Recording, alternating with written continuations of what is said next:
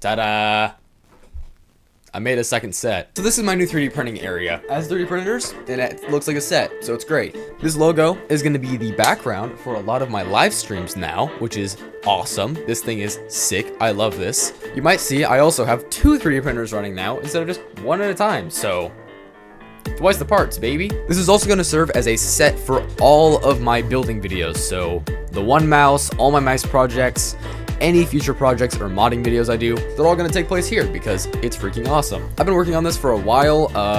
I really like it. It's really cool, but I think it has a few ways where it could still be better. So I'm gonna go work on that.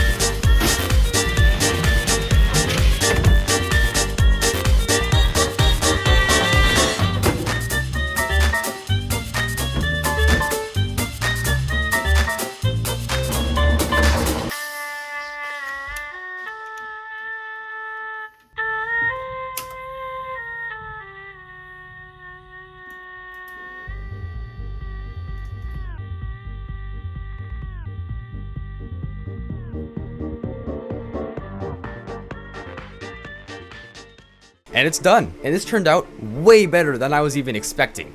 Both printers have their own designated spot on the desk now, with all their accessories and tools right with them. And I also have pretty much infinite storage to hold filament and dry filament.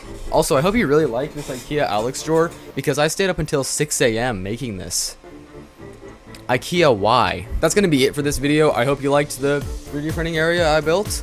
If you like this video, go check out some of my other videos. Maybe check out the one mouse video. Yeah, that's the one. I 3D printed a really light mouse, and that printer made a lot of it, so it's pretty cool. And if you have any suggestions for this setup, please leave it in the comments. I really want to know. I'm going to continue to work on this thing and improve it for a very long time, so if you have any ideas or recommendations, let me know in the comments. Okay, that's going to be it. Have a nice day, and see ya.